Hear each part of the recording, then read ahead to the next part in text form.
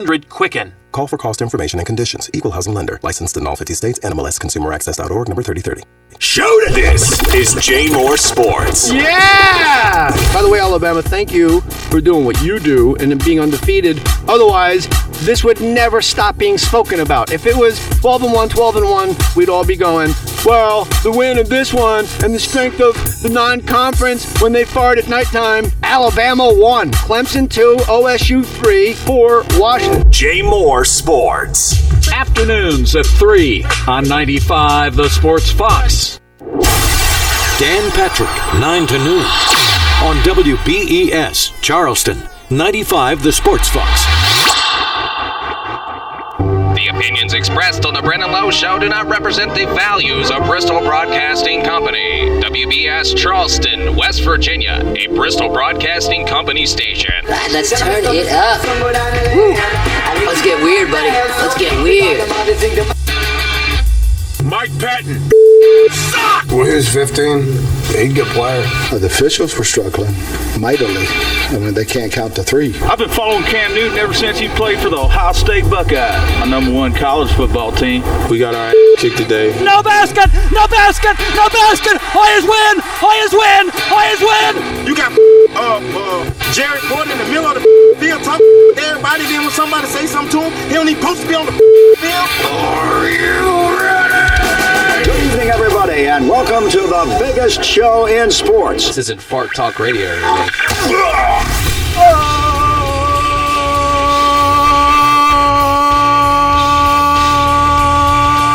Thursday! Brennan Lowe Show 95, The Sports Fox. You're out of work, Charleston. Time to talk some sports. Excited to be here with you today.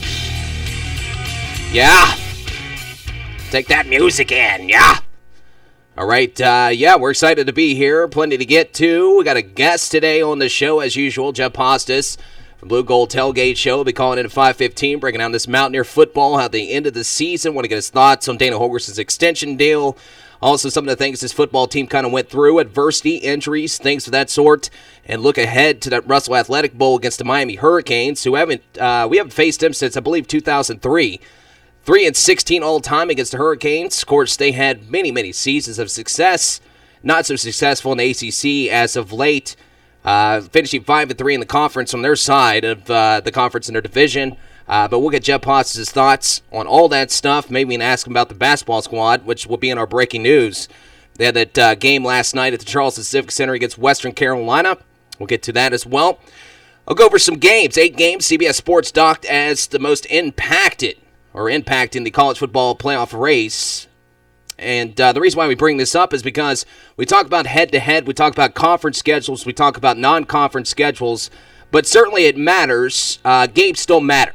It still matters. There's still certain matchups in games in conference or non-conference that basically depicted what these college football rankings would be at the end of the season, especially your top 4.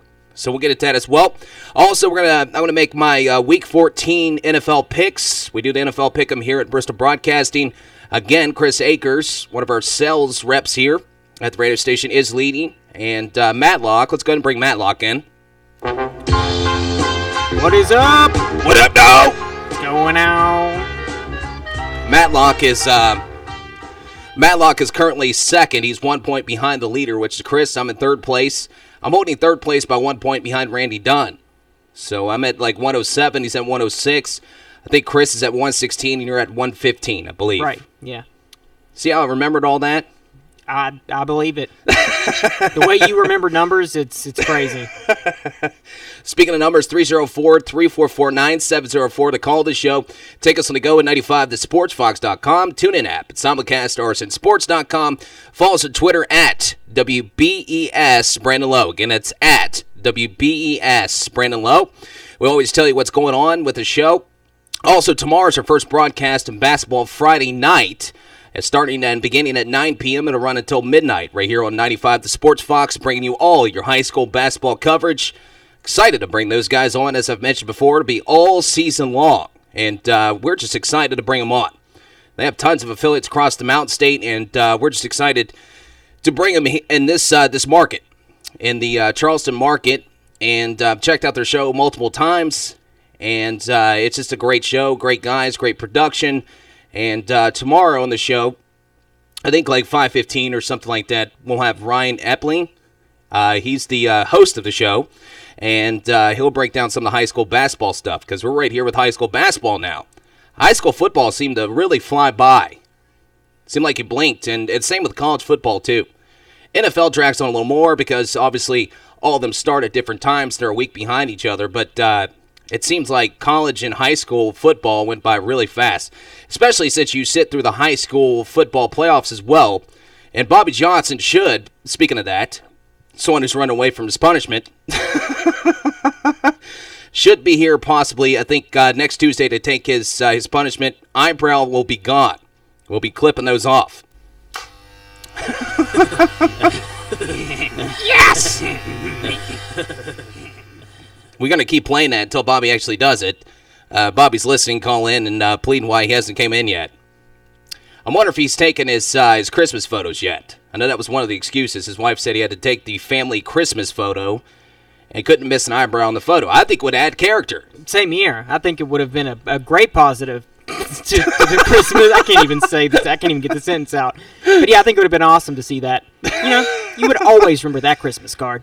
We're now also starting because Matlock got his laptop we talked about yesterday where he was on tech support for 34 minutes with Dell. That was fun. He's got it going now, and he's been playing around with his Adobe Premiere, so we'll be starting to shoot some video promos too. And we're already in the process. We released one today. If you saw it on our Twitter page and over at Facebook as well, it's just Matlock simply jumping in the air. It's a test.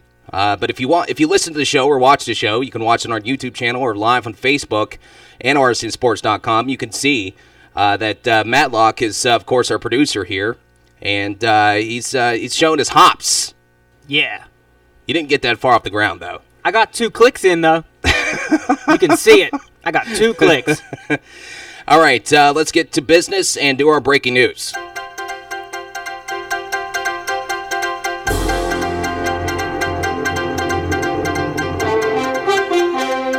It's time for breaking news and sports, but it's still sports and news. From the Brandon Lowe Show newsroom, I'm Brandon Lowe, and here's the news and sports. That's still sports and news. All right, news and sports. Sports is still news. Last night, the men's basketball team, the Mountaineers, came to Charleston Civic Center, took on Western Carolina, and it wasn't even close. Western Carolina was down by 34 points at halftime. It took them roughly, I think, 4.5 to 5 minutes into the second half to even get a basket. They forced 34 turnovers, leading to 37 points to become the Mountaineers. The Mountaineers had 21 steals. They won this game 90-37. Okay, the spread on this game was somewhere around 32-34. So they covered the spread at halftime. They end up winning this game by 53 points. Now, for you going to this type of game, and we talked about this with Ryan, of course you expected sort of a glorified scrimmage for the basketball squad.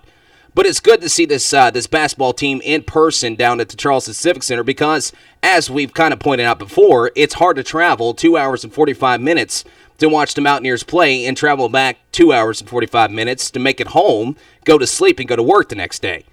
Now, most of you probably got to get the kids up to go to school and things of that sort. So it's good to have this team travel down to Charleston and see this team in person. And I certainly think, outside of an upset like we saw last year, I think this is a type of team that could make a run. They've certainly got enough talent. He can play all of his guys. I think this is a tremendous team. Running through the scores, Issa Ahmad, 14 points. It's funny, they pointed out on the broadcast last night that Issa Ahmad possibly could, if not, be the most athletic guy on their team. And you've heard me say that, Matlock, multiple times. Issa Ahmad is going to break out eventually. This isn't even breaking out for this kid. The ceiling for this kid is high. So we're only seeing traces of him kind of coming out of his shell from the freshman year to the sophomore year. And there's plenty more to come. All right, so Mountaineers get the victory tonight in top 25 basketball. Number 12, St. Mary's takes on the University of Texas Arlington at 10 p.m. Number 25, Iowa State out of the Big 12 takes on rival Iowa on the road, 8 p.m. That could be a pretty good game, folks, out of the Big 10. NBA, Denver at Washington, Minnesota at Toronto, Philadelphia at New Orleans, Portland at Memphis, Golden State at Utah, and San Antonio at Chicago. That should be a really good game. That one's at 9:30.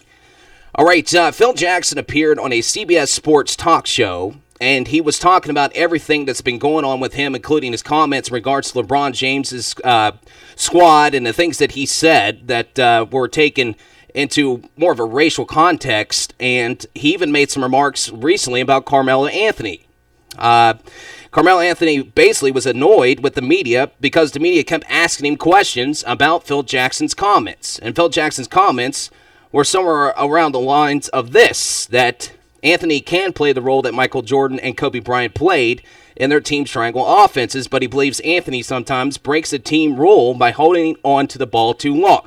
Now, the rule in basketball, especially in the NBA, if you hold the ball longer than 2 seconds, you're probably in trouble. You've kind of stopped your offense in the half court. You can ask anybody that. It's roughly 2 seconds. Much like a quarterback in football, mostly NFL, you have roughly 2 steps, maybe 3, and you better get the ball out. So I see Phil Jackson's point. This is something I've always talked about, that Carmelo Anthony certainly is a talented scorer in the NBA. Now, will he go down as one of the greatest players in NBA history? For me, no. But will he go down as one of the best scorers we've seen as far as putting up points and making some spectacular plays at times? Yes, Carmelo Anthony certainly is one of those type of players. Now, he probably will get into the Hall of Fame. Now, if you remember, Carmelo Anthony only played 1 year of college basketball with Syracuse. They won a national championship. Then he went to the NBA. So this is a guy that came out early, much like you see the LeBrons. Now, they came out in high school before the rule was put in place. But I don't think Phil Jackson's I don't think he got out of line. Now, of course, the media is going to want to push this, right? Isn't that how it goes, Matlock? The media wants the questions, the answers, things of that sort. That's how it goes. You're news director. And sometimes you're probably going to ask some hard-hitting questions that may make you uncomfortable. But you have to do it. May make the guy or girl that you're asking the question to uncomfortable, but that's our job as the media. Get the answers, get the opinions, get it out there. So I don't think Phil Jackson went too far with his comments. And I think Carmelo handled it perfectly because he knows Phil Jackson's the guy. He's the boss. He's playing for the boss. So you're not going to say anything about a guy running your franchise. All right, Johnny Manziel, of course, was caught up by TMZ recently. Who else would shoot this video other than TMZ? And he was asked about Lamar Jackson. And, of course, Lamar Jackson will go in the first round, possibly first pick overall. I'm sure Deshaun Watson would have something to say about that. But Lamar Jackson arguably has been the best quarterback Lamar Jackson, I think, has one more year anyway, doesn't he? Sophomore this year? Junior or sophomore? I think he's a junior. Sophomore. Trying to see if he's a sophomore or junior. Anyway, when he goes out to the NFL draft, Lamar Jackson certainly be a first-round top pick. And Johnny Manziel was asked about Lamar Jackson possibly playing for the Browns. In his comments, Lamar's going somewhere else. He said laughing, perhaps to keep from crying, basically. So, he said whenever he was asked before with the Browns, he said the comeback when Robert Griffin III was injured, he said, I doubt that'll happen. He said at the time, adding, I wish them the best. Now, the crazy part about this, and I understand Johnny Manziel's going to have his opinions, as everybody does, but the Browns didn't ruin Johnny Manziel's career. Yeah, he's a sophomore. That's what I thought. The Browns didn't ruin Johnny Manziel's career. Johnny Manziel ruined his own career with his own actions, his own, I don't know what you call them, antics. Plus, he has a problem. It looked like when they were also interviewing the guy, he was leaving the club, smoking a cigarette. So, and supposedly he took online classes. He enrolled back at Texas A&M. And, Matlock, you said on Dan Patrick, they said he, what was he doing? Parks and Recreation. So he's, going to be like a forest ranger or on a cruise ship. That's what we need. We need the bro in the woods, half drunk, starting forest fires. Because he dropped his cigarette because he was drunk in the woods. Or, hey, man, take a picture of riding a grizzly bear. Yeah. So cool, man. Yeah. That's what we're waiting on. That's going to be the next story in our next episode. We got to get back to making those Josh and Johnny show episodes. If he does a cruise ship, it's going to be like a Captain Ron type situation. All right, let's take a break. When we come back, we'll have Jeff Posses from Blue Gold Tailgate Show. We'll talk about the Mountaineers, Dana Holgerson's extension, the bowl game coming up, how the Mountaineers finish the season. We'll get all of his thoughts after the short break, and call the show 304-344-9704. This is the Brandon Lowe Show, 95 The Sports Fox.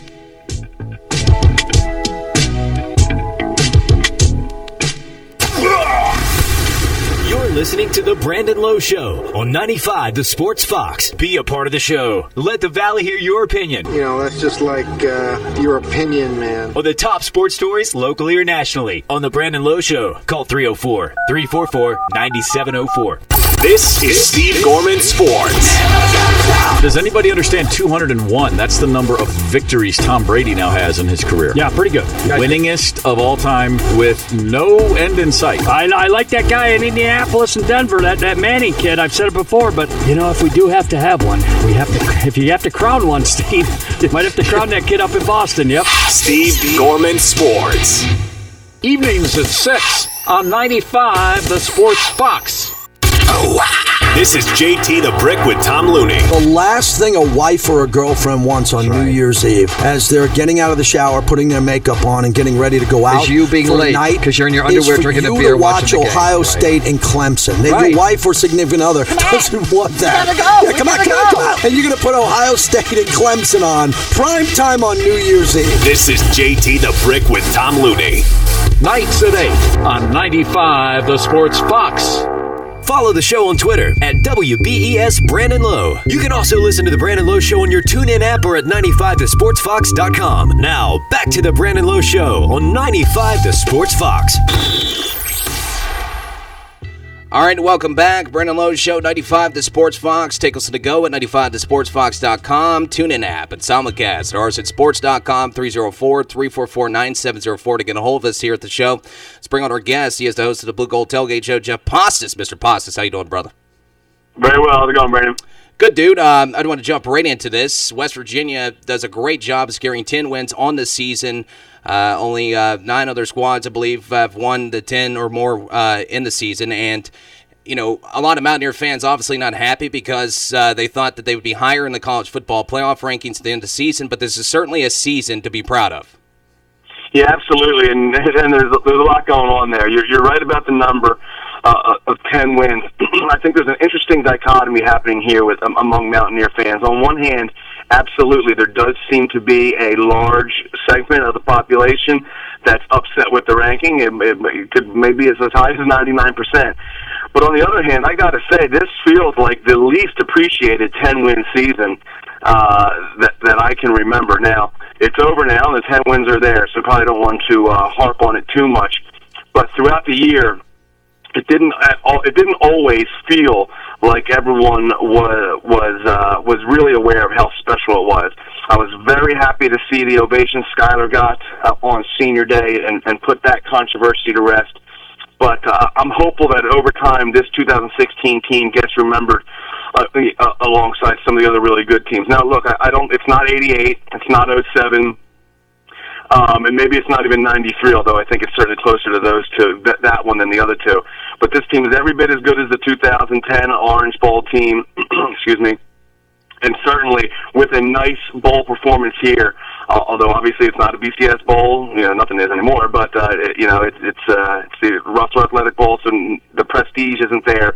But a nice 11-win season capped off with a big win against a marquee program will certainly be the justice that this team deserves. If you break this down, now I do believe this. I feel like if we win games this year, we didn't move up much. But if we lost games, we dropped 4 spots. Like when we lost the Oklahoma State game, we dropped 4 spots. But when we won this last game, got to 10 wins, we didn't even move. So, but when you look at some of the teams in front of them, I think if we're going to make any type of sense out of this, it must have been strength of schedule because the teams in front of them were 21, 18, 43. Now, the one team that jumps out to me that shouldn't have been in front of anybody, especially West Virginia, was Louisville, losing to an unranked Houston at the time and a Kentucky team. So I'm with you. I don't think the fans need to so much give what the playoff committee wants and be like, well, darn, we didn't make a huge bowl. But certainly 10 wins is 10 wins. Yeah, absolutely. And look, this reminds me of a time when I was in high school. There was this girl I really, really liked, and we talked all the time, and she always told me what she liked in guys.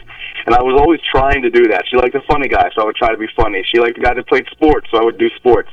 And at the end of the day, after I did all these things that she told me she liked, she still chose another guy. And what I learned there is that I was never going to get her anyway. She just didn't like me. And I think that's what happened here with the West Virginia football team. They tried to do everything that they've been told to do. They scheduled a nice non-conference. They handled their business in conference. They won convincingly on the road. They played solid offense and defense, and still maybe the most balanced team in the Big 12. But at the end of the day, it never really mattered. The selection committee or the playoff committee, whatever you call it, simply did not like this iteration of the Mountaineers football team. And there was, unfortunately to say, there probably wasn't that clear a path for the Mountaineers to get into the playoffs this year. We think we're upset, or the fans are upset to be ranked 16th at 10-2. Imagine how they'd feel if they were ranked 9th at 10-1. Yeah. I wanted to say this too, and I know Holgerson made these comments after the Baylor game because he said, "Hey, the season's over with, so I can say whatever I want." But he made some remarks, and I'm paraphrasing here because I don't have the quote in front of me, but somewhere along the lines of, "I guess we went too ugly." But I said this on the air that following Monday. I think, and we've talked about this, what most people think is if you beat teams with 50 points, you're just a dominant team, you're a great team. But if you grind games out and still win, you're somehow looked at as not as superior as these teams putting up 50 points. But to me, grinding out these games, much like we saw in the Baylor game, that's what makes you great. You overcome adversity and you still win ball games. Yeah, I'm with you completely. And the problem with switching from the BCS to this human-based committee system is you fall victim right away and consistently to confirmation bias. And what I mean by that is this committee decided at some point in the season that the Big 12 was weak. So when the Mountaineers go on the road and smoke Texas Tech, that's not impressive because the Big 12 is weak. But when Michigan smokes Penn State, that's very impressive because the Big 10 is strong. Right. And when Ohio State loses to Penn State, that's okay because the Big 10 is strong. But when West Virginia loses to Oklahoma, that's bad because the Big 12 is bad. So it's just unfortunate. It's a bad system. There does not seem to be a lot of public support for it. I do think we're already getting to the point where changes are going to need to be made. The people in charge of the messaging of the College Football Committee have not done a good job delivering those messages. There is still no clear definition of what a playoff team is, and we were talking about it today. Let's make a list of the terms that we can now throw away that were once important that no longer are. I remember in it was either year 1 or 2, a big thing was wins over teams with a 500 record or better. I didn't hear that talked about at all this year. Another one was non-conference schedule. That's what kept Baylor and TCU out of the loop in these recent years. But that didn't matter this year. You saw Washington get through playing Idaho State and Idaho State Junior. And then there was the 13th data point. That 13th data point conversation, that threw the Big 12 into a whirlwind of action, forcing them to add a conference championship game. That's a step they probably regret right now because clearly a 13th data point doesn't mean anything. Ohio State loses the opportunity to play in a 13th data point game and still gets the go-ahead to go play. Again, what I think it comes down to, the only truth here is that what matters is the helmet. It's all about branding. It's the big macro picture of what they think of your program. And coming into this year, I've said all 65 or whatever it is, 64 Power 5 schools have a chance to go to the playoff. If they go undefeated, they're in. This year has really caused me to question that. And it's certainly not just West Virginia that falls victim to that. There's plenty of schools. What happens if Kansas State goes undefeated? Are they guaranteed a spot? Because Alabama certainly is. Ohio State, Michigan, USC. Heck, USC can lose 3 games and still finish top 10 because how good they look in their uniforms. So it's just, honestly, it's a disastrous system. You're not going to get much positive from me, so I don't want to take up all your time complaining. No, man, that's great stuff. I want to move over to this, and we both have been on Holgorsen, on the side with Holgorsen this entire season. I've been a Holgorsen guy for a while, giving him some gripe here and there for the past couple years, but I was always on board with Holgorsen. I even told people, hey, you just got to wait, you got to make sure this guy gets his guys, and here we are, Holgorsen gets the extension. Now, we handed toward to this here on the show that there had been some conversations throughout the season, especially when Holgorsen was sitting at least bowl eligible, and then as they kept winning, and especially finishing 10-2, and then he gets this extension up to 2021, 5-year total package worth $18.6 million. This is a great thing for all West Virginia fans because this thing is going to continue to get better. You're absolutely right. So you're right, and you're dead on. You and I have both been Holgorsen guys for a while. And look, criticizing Holgorsen does not make you not a Holgorsen guy. I've criticized Holgorsen a bunch. I put from last year, not the year that just passed, in 2015. There's 2 losses I put directly on Holgorsen, to Oklahoma State and Kansas State. I said at the time and all season, those 2 losses are his. That's not a compliment. So it's certainly okay to criticize Holgorsen. He's got a lot to learn. My thing, it's specific to Holgorsen and it's not. The first one is I do believe he's the guy. The second one is I believe in patience. Look, this may sound crazy, especially in 2016, but I want Holgorsen. Holgorsen's a young guy. I want him here for 15 years. I believe that's what makes programs the strongest. Now, it's tough to get there. It's tough to find a coach worthy of that, and we'll see how it develops. Maybe he won't be. Not everyone can be Don Nealon or Frank Beamer or Bobby Bowden. But I have no desire to be changing coaches every 4 years either. So I believe fully in giving the keys to the program to Dana, supporting him, and empowering him to run this program as he sees fit. Now, yes, we did see the extension coming. I don't think it was inevitable. I don't think there was a number this year that, well, if they get 9 wins, they're going to have to extend them.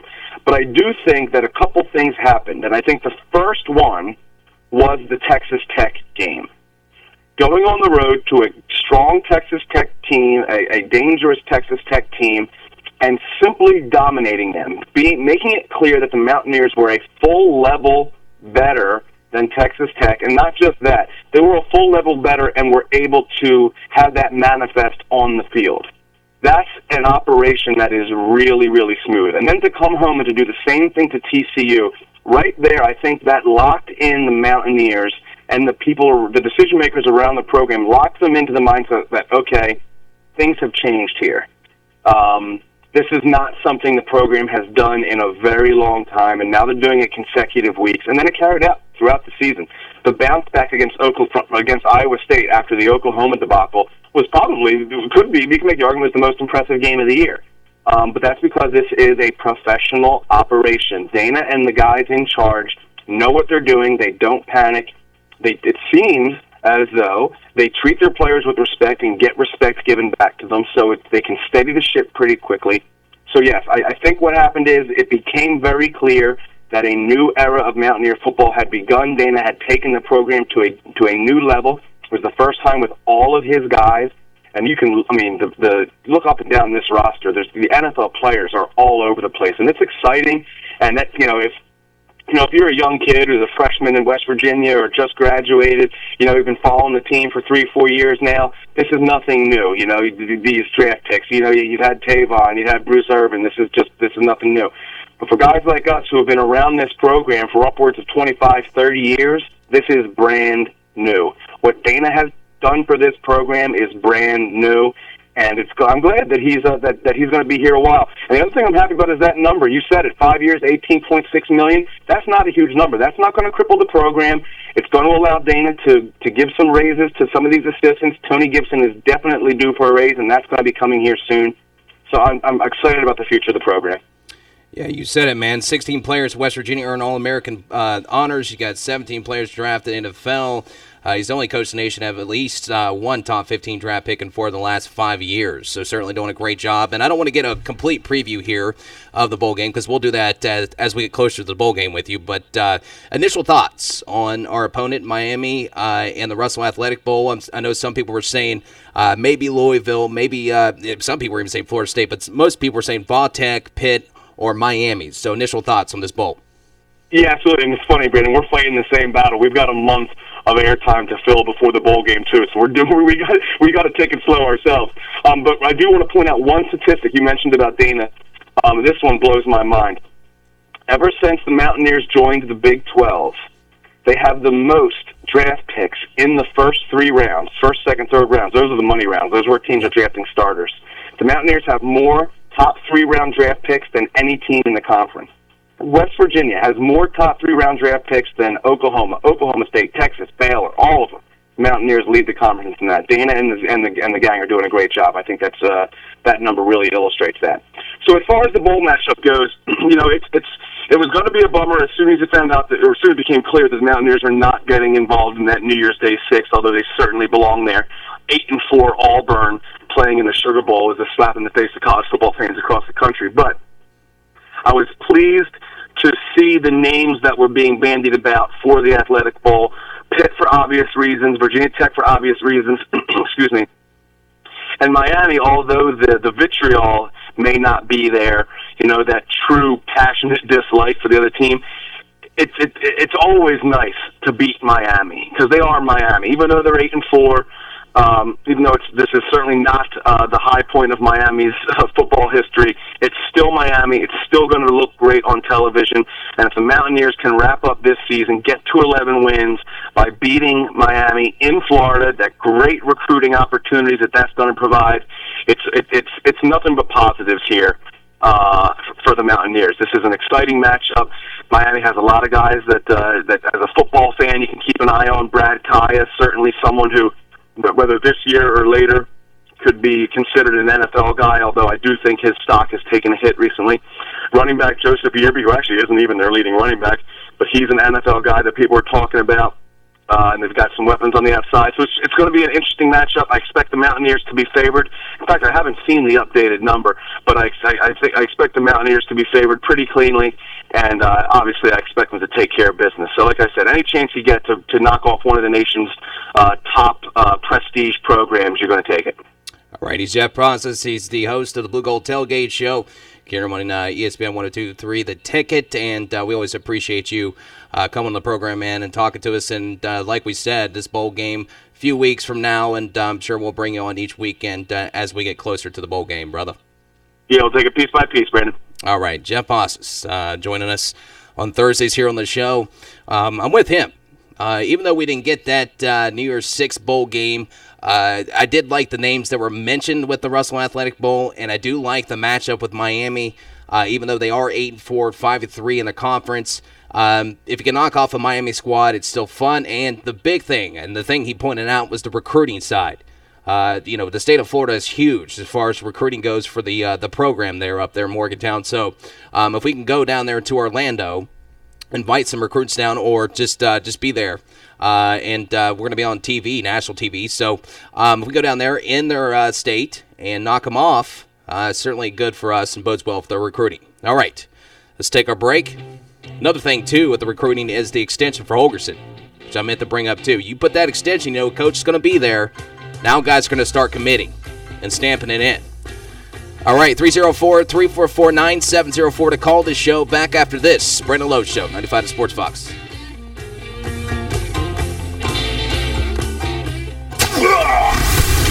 You're listening to The Brandon Lowe Show on 95 The Sports Fox. Be a part of the show. Let the Valley hear your opinion. That's just like your opinion, man. On the top sports stories, locally or nationally, on The Brandon Lowe Show. Call 304-344-9704. It's Jason Smith. If it's almost a sport, we've got it here. If you said to any team in the NFL, take your pick of any Jets quarterback, 31 other teams would say, yeah, I don't know that we want any of those guys. The Jets, we have had in my lifetime, we had Testaverde in 98, Pennington for 2002, and Brett Favre for 9 games in 2008. And that's it. It's Jason Smith. Nights at 10 on 95, the Sports Fox. The Ben Maller Show. I know I can't do it like Ben do it. Ben Maller. Jerry Jones saying to the media in Dallas this week that he's not going to rest healthy starters. Assuming that this is true, this is a sage move. History has shown, if you pay attention to these kind of things, that resting healthy starters, it often has devastating results. The Ben Maller Show. Overnights on 95, the Sports Fox. Follow the show on Twitter at WBES Brandon Lowe. You can also listen to The Brandon Lowe Show on your TuneIn app or at 95thesportsfox.com. Now, back to The Brandon Lowe Show on 95 The Sports Fox. All right, again, want to thank Jeff Ponce, host of the Blue Gold Tailgate Show. You can hear his show every Thursday over there at ESPN, The Ticket, 102.3 in Hinton. Love having it on Thursdays. He allows me somehow to come on his show occasionally. I don't know why he does that. No, I'm just kidding, man. All right, I want to get into this, too. And we talked about the playoff stuff with Mr. Ponce. Well, if you just missed it, too, by the way, our podcast is always up after the show. So you can go back and listen to the interview over at 95thesportsbox.com. Just click BLS Podcast at the top. Monday through Friday, all right there. Matlock puts all those in after the show. So if you did miss the interview, it'll be up right there on our website. But going back to this playoff conversation, we did invite this human error nature with this, how we're going to pick our top 4, how we're going to pick our top 10, our 15, and 25. I mean, you, and when I say you, most of the fans basically wanted this playoff situation. Now, some fans originally still wanted 8. Some fans even said 16. Now they're even calling for 8 or 16. And then the NCAA settled for 4 to start out with. We're in our 3rd year. And like Jeff pointed out, they had multiple different reasons each year why they picked certain teams to be in the top 4. Now, their excuse is every year is different, and that's why they go different routes, different angles. And I can kind of see that because there's a lot of parity in college football, so things can happen. And there was a lot of games. Now, the thing that you can point to that's the same as the BCS era or now this playoff era is that every game still matters in college football. It still matters. And I still, to this day, think that what you schedule in your non-conference portion of your schedule also still matters. Because they pointed out, now this could have just been an excuse, but Kirby Hocutt said that win for Ohio State on the road against Oklahoma, who eventually went on to win the Big 12 outright and went undefeated in conference play, certainly pushed Ohio State into the top 4. If Ohio State never schedules Oklahoma, and especially defeats them on the road, Penn State or somebody else could possibly be in the playoff. Now, it'd probably be Michigan. So that's what they were saying, and that's one of the first games that CBSSports.com had 8 games that potentially could have turned this a different way when it came to the top 4 in the college football playoff. And we start with Ohio State and Oklahoma, where Ohio State won the game by 3 touchdowns on the road. Now, here's what happens here. This is a proof of strength of schedule with Ohio State, and we said this before, they belong in the top 4. They're certainly one of the 4 best teams in college football. So you look at it, if the Sooners win, okay, if they would have won this game, the Sooners would have had that one loss against Houston, who finished the season 9-3, who eventually knocked off Louisville. Okay, now, Houston was never the same after losing to Navy, which is another game on this list. Once Navy defeated Houston, they couldn't bounce back. They lost to SMU, and they lost 3 games. Now, they got a big win or big victory near the end of the season against the Louisville team, which also probably would have been a lot better mentally heading into that Houston game if Louisville never lost the Clemson game with 33 seconds left and couldn't pick up a first down by 1 yard. You see where I'm going here. A lot of parity in college football. Every down, every yard, every play, every game matters. It still does. If there's anything you can bring into this, every game still matters. Now, you may not like how they're picking the teams. You may want to go back to BCS. You may want to bring it to 8 teams or 16. But I got news for you. If they bring it to 8 teams, it's still going to be the Blue Bloods.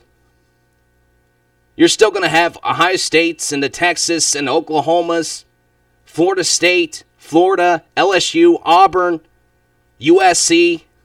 You're still going to have those teams still in those spots.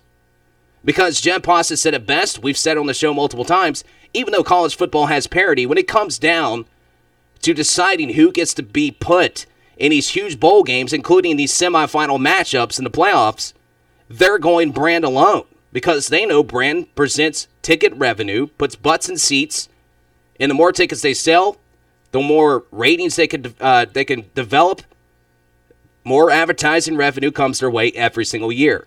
If these guys are providing marquee matchups year in and year out, regardless if the team deserves to be there or not, regardless if the fans are writing, "I hate you, NCAA" letters, they're still going to put the teams in they want. It's a business. We talk about the NFL being a business all the time.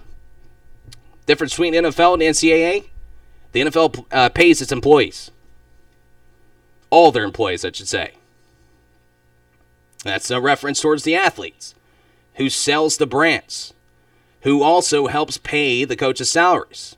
Because without the players, the coaches don't get the raises. They also don't win ball games.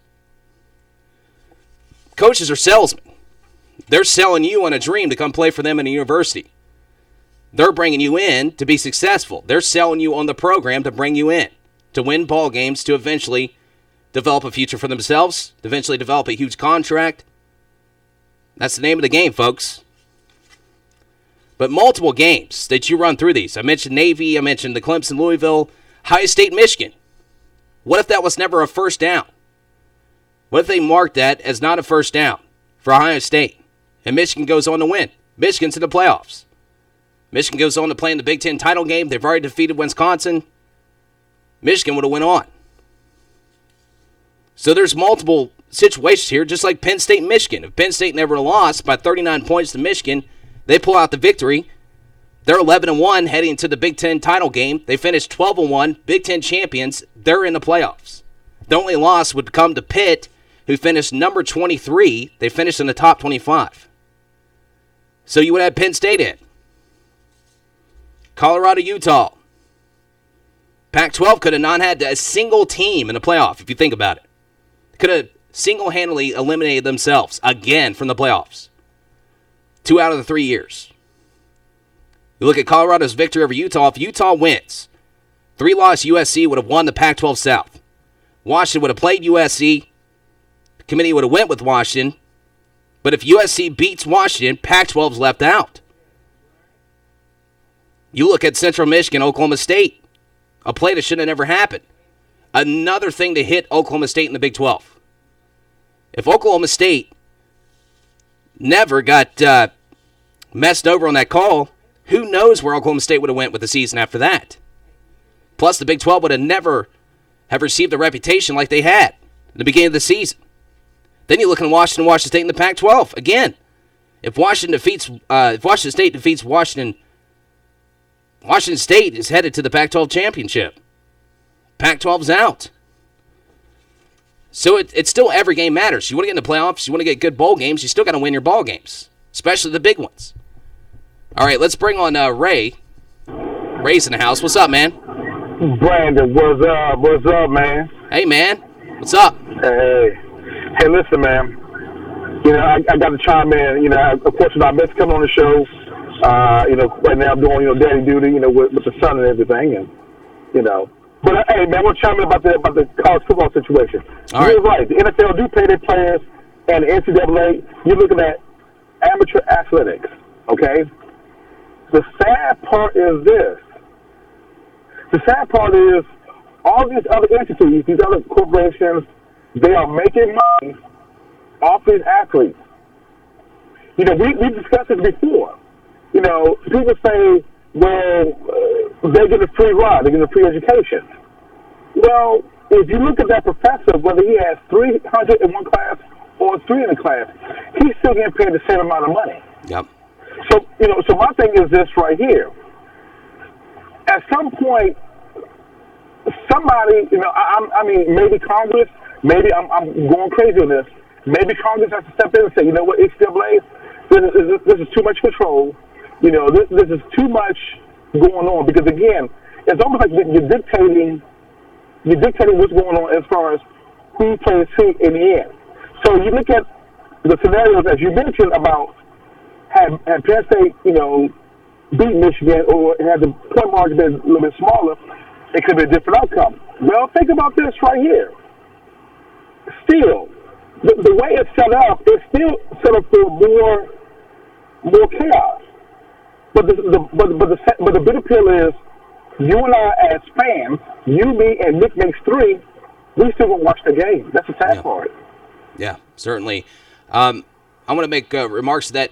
Here's the thing that the NCAA needs to do. They need to be all in on one side or the other. When I say that, I mean if the NCAA doesn't want to pay players, then universities shouldn't be able to tell players they can't transfer inside conference or transfer at all because it's their scholarship, it's their education.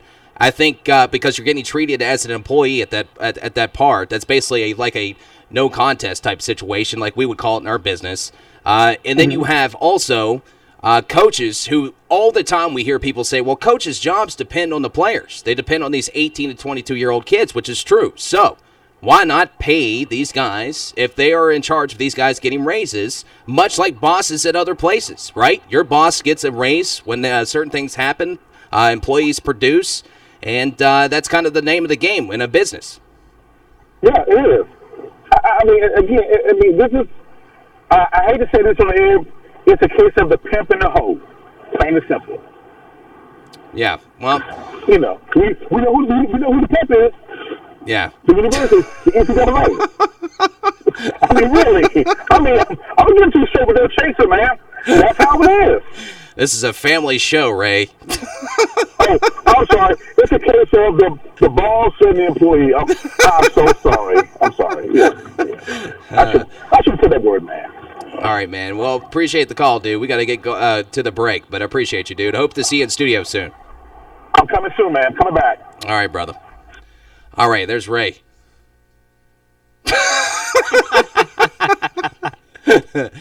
Another moment where Nick just sweats to death over there. Yeah. Did he just say?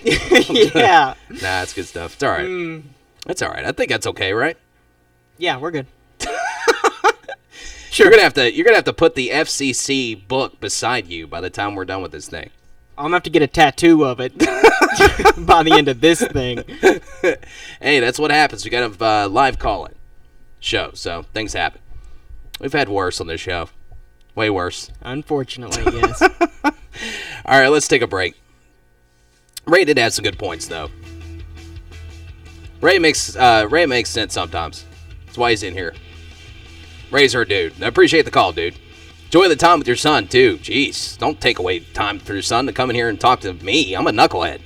All right, 304-344-9704. When we get back, I'm going to make my picks and tell you which games this week are very important in the NFL. Brandon Lowe Show, 95 Sports Fox.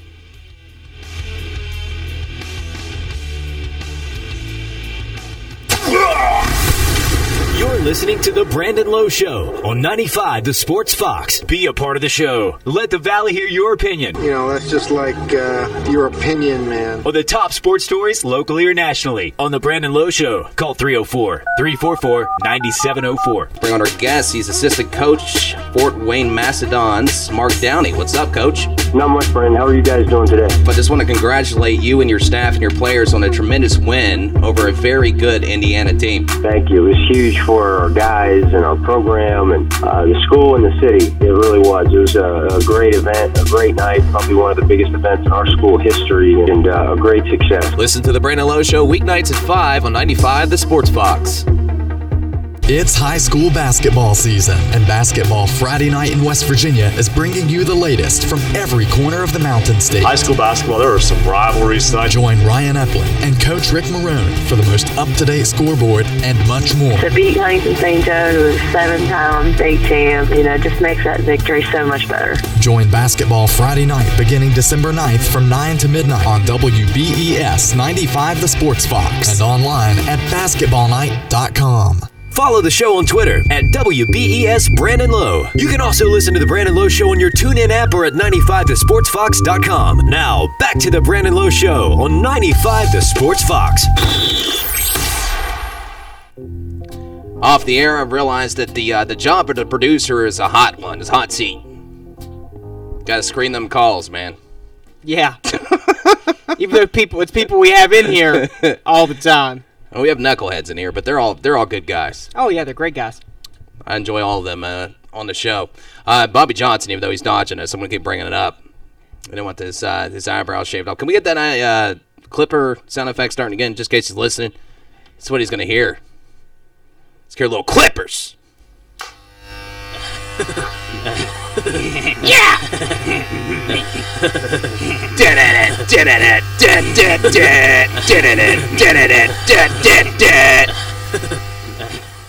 Yeah, so we're waiting on that.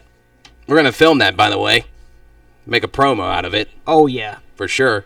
That should make him want to come in even faster now. Probably shouldn't have said that. Probably just now heard me, so yeah. Probably calling his job right now. Make sure he's booking booking that night. Make sure he's working. That's right. Tuesdays. Yep, can't do it.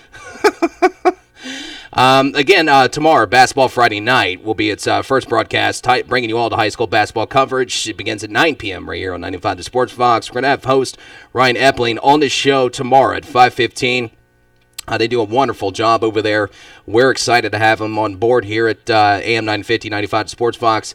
We're going to probably, what I'd like to do with them eventually, if they're up for it, which I'm sure they are, I'd like to have their podcast stuff, too, up on our website, if we can make that happen.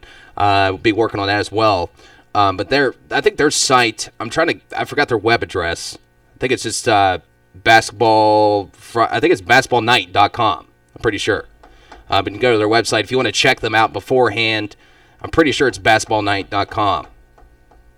Nick's going to do a little research, but I'm pretty sure I'm correct. Look at that. Boom. Got it. So it's basketballnight.com. Nailed that. You can also follow them on Twitter, too, at hoops_roundup, if you want to follow them on Twitter.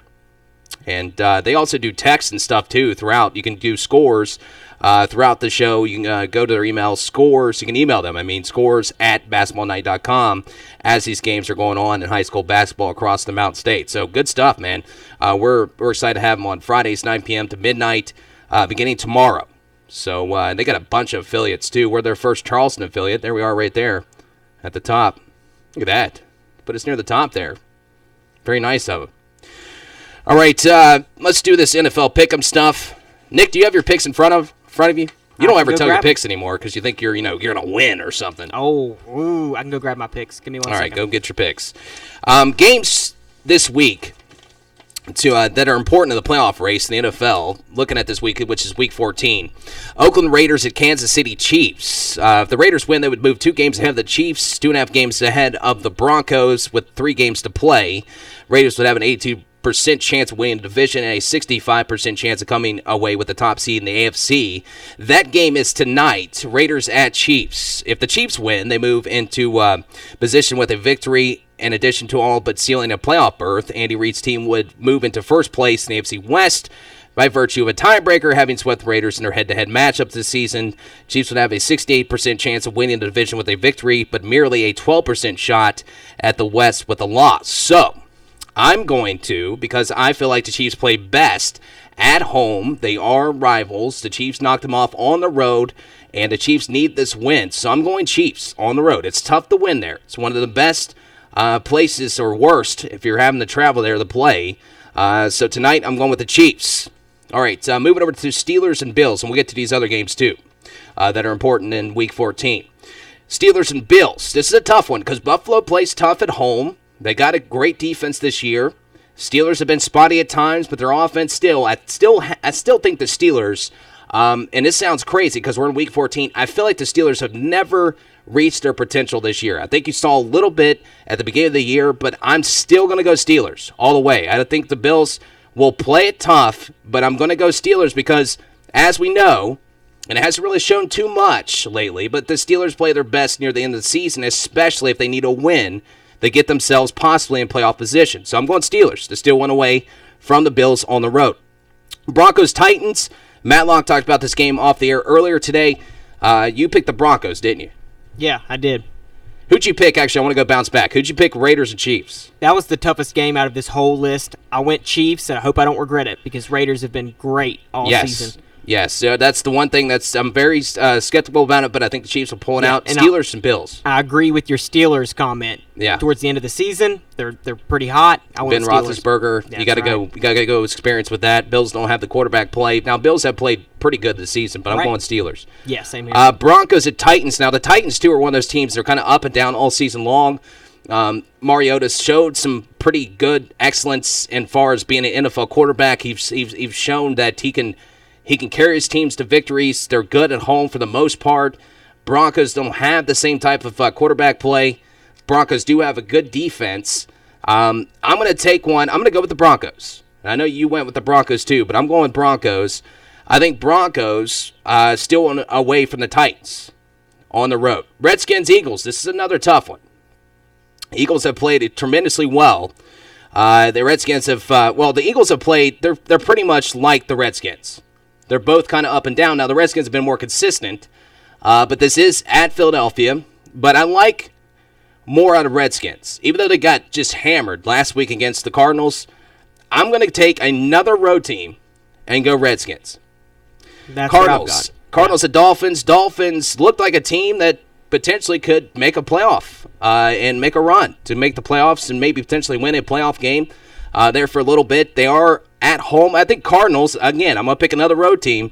I think Cardinals are going to take the momentum from last week's win over the Redskins into South Florida in a close one and defeat the Dolphins. I'm probably going to really eat that pick. Yeah, I took Dolphins. I got to go out of the box here because I'm behind. I understand. Vikings at Jaguars. Jaguars play really good at home, but I'm going Vikings again on road.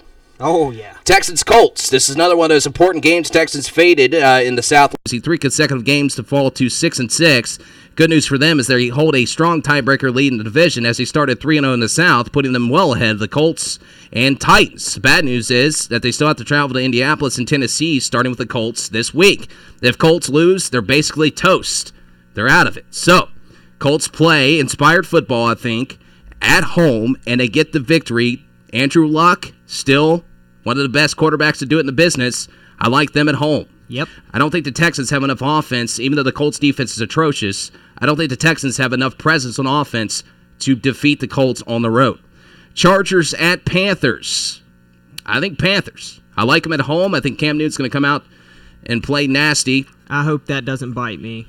He got sat down, the last game for not wearing a tie or something like that. So we'll have to see what happens in the next game. But I'm going Panthers. Bengals, Browns. RG3 starting for the Browns. I've heard so much stuff about the Bengals are struggling as of late. They got injuries. Guess who I'm taking? No. Browns. Are you serious? I'm taking the Browns. It'll be the first win of the season. I got to get crazy here. RG3's back. Yeah. For this game. He's going to start. Could do it. I think it'll be their only win of the season. Bears at Lions, going Lions. Jets at 49ers. This is a tough one. Both teams stink. I like the 49ers better, though. Two teams stink. Take the home team. I like their quarterback play better, obviously. They've had to sit Fitzpatrick. Bryce Petty's going to finish the rest of the season. They're calling for Coach Bowles' head in New York.